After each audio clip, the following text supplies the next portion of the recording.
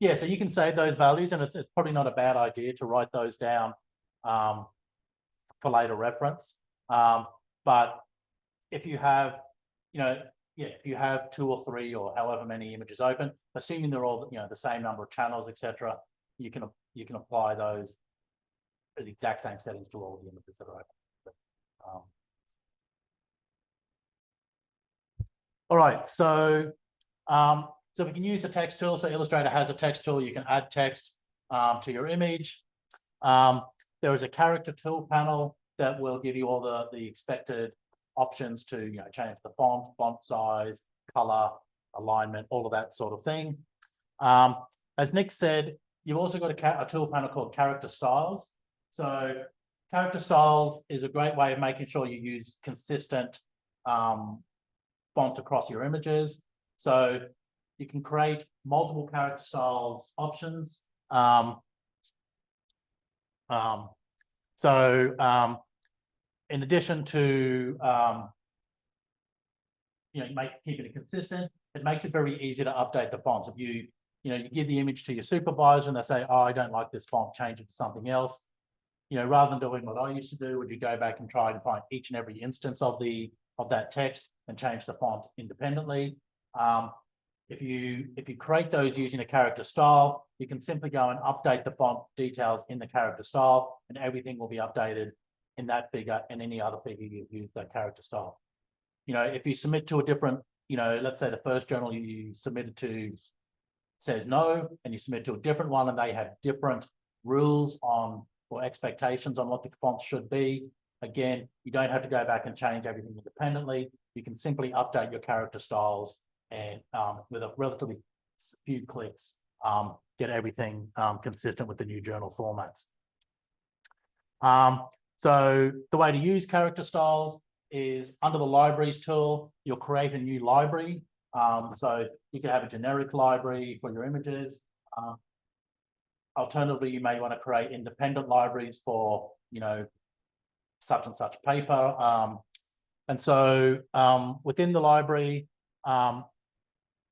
so create a new library, and then in your character styles tool, we're going to use that, create a new character style, apply all our formatting. Oops, sometimes it does work apparently.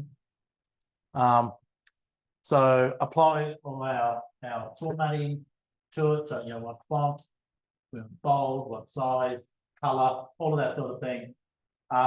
When you're done, you want to make sure you click the Add to My Library.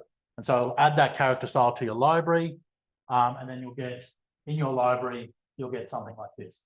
And so you may want to have a number of character styles. You might have, bigger panel labels, axis labels, scale bar labels. If you're, putting labels on your images, for DAPI, GFP, whatever, and you're putting those in blue or green or whatever color you want.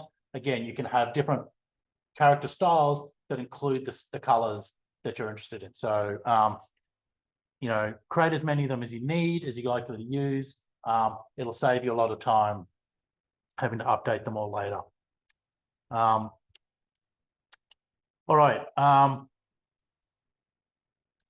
Important when you're publishing these images, to maintain the integrity of your text, you want to make sure that you embed the fonts before you publish the documents.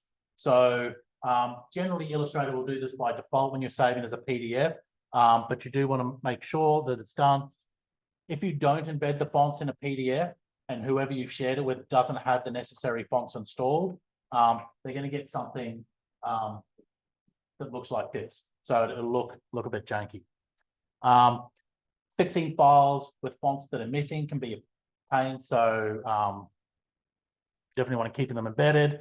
To make sure they're embedded, when you save as a PDF, check the Advanced tab. This will tell you that all fonts with appropriate bedding will be embedded. So generally that's the default, but it's worth double checking. Another alternative is there may be some cases where you can't embed the fonts. So this will usually, I think, will only happen if you're missing a license for the font. So if you've got some sort of unusual font, maybe you don't have a license for, you may not Illustrator may not be able to embed it.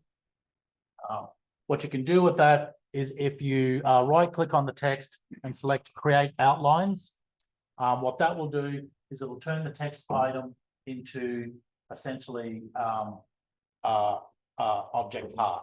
So, bear in mind that once you do this, you no longer have text in your image. You just have a bunch of shapes that look like text. So you can no longer edit that text the way you could. So if you are going to do this, do it at the very end, right before you publish it. Don't do it straight away, because then when you find a spelling mistake, you're going to have to go back, delete all that, and start again. All right. Any questions on text before we move on? I think text is generally pretty straightforward. All right, so working with colors. So everything you draw or create in Illustrator has a stroke and fill, so an outline and fill properties. You can easily adjust the color of these. So at the bottom of the tool panel, you'll have this. So clicking on the large square will allow you to adjust the fill color. Clicking on the open square will adjust the stroke color. So you can also access these from the appearance panel. So again, you can click on these and adjust the colors of the and appearance of the stroke and the fill. Once you click on them, you'll have a range of ways of adjusting the color. So you can use the swatches panel where you'll just have a range of existing sort of standard colors. You can pick, some unique color. Once you've selected a color, so selected blue or red or whatever, if you select the color guide panel, it will give you a range of similar colors. So things with just same color with slightly different tints or shades on applied to it. You can also select the no fill or no outline option if you don't want to have any fill or outline for your shape. With these, once you select a unique color, actually there was one more tool here. If you've got something that you've imported from somewhere else, you can also use the eyedropper tool to capture that exact color. If you create custom colors or you've used the eyedropper to capture something, you can click and drag those colors into the swatches panel, and then that will be available for future use. So you don't have to keep recreating, trying to create the exact same color. We want to make sure we use consistent colors and themes throughout our images. So, if you've got a bunch of charts or graphs referring to your, control, mutant 1, mutant 2, treated, untreated, whatever, you want to use the same color representing that. So if you have graph 1, where your control is displayed in blue and mutant in red, and then graph 2, you've switched them around. So now the control is displayed in red and the mutant in blue. That's going to be very confusing for your reader. So you want to use consistent color themes as much as possible within each image, but also from one image to the next. When people are reading your paper, it can be very confusing if you keep changing the color scheme and which colors are used for which or which experimental groups. So one way to do that is to use color themes. So you can create color themes and add those to your library. If you go to the Adobe Color website, or the Adobe Color website, you can browse. They have a whole bunch of different themes you can go through, and if you find a color theme there that you like, you can add that to your library. If you've got maybe you're looking at a figure from someone else's paper, or maybe it's one of the previous papers from your lab, and you want to use the same color themes that they used, you thought it was effective, you like it.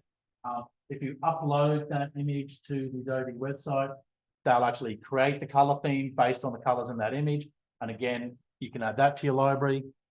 You can also just use a color wheel to create your own novel color theme. So however you go about it from the Adobe website, once you have your color theme, if you right click, there'll be an option to save that to your library. So when you log in, when you install Creative Cloud through the UQ license, it will essentially create an account for you, and this your library will be available wherever you're accessing one of your Adobe applications. So add that, add the color theme to your library, and then they're going to show up here for you to use over and over again in your applications. Another handy thing you can look at is under the View menu. If you click Proof Setup, there is an option where you can check your image, how it's going to look for people with different colorblind issues. So you see how your color scheme or your color themes will be, how they look to people with different sorts of color blindness.